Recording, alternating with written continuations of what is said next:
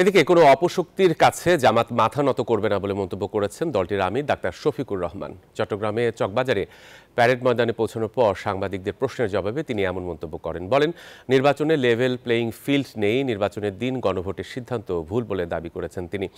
জামাতের আমির অভিযোগ করে বলেন, কিছু লোক জনগণের সম্পদ লুট করে নিজেদের পকেট ভারী করেছে। জনগণের ভাগ্যের কোনো পরিবর্তন হয়নি। ২৪-এর বিপ্লবে যে সুযোগ জাতির জীবনে এনে দিয়েছে তা জনগণ হারাতে চায় না বলেও মন্তব্য করেন তিনি। ক্ষমতায় গেলেও পিআর পদ্ধতি বাস্তবায়ন করবে বলেও প্রতিশ্রুতি দেন জামাত আমির।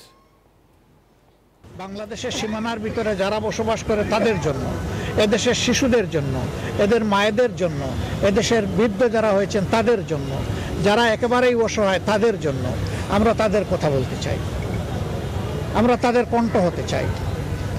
এই জন্য আমরা আল্লাহর উপর ভরসা করে ঘোষণা করেছি যে আমাদের যুদ্ধ হবে এই দেশকে সত্যিকার মুক্তির স্বাদ এনে দেওয়ার জন্য দুর্নীতির বিরুদ্ধে। এই যুদ্ধ আপসহীন। এই যুদ্ধে ইনশাআল্লাহ আমরা কারো কাছে মাথা নত করব না। সব মশার বিরুদ্ধে সুরক্ষা দিতে এলো বসুন্ধরা এক্সট্রিম অ্যারোসল। মশার বিরুদ্ধে এক্সট্রিম সুরক্ষা।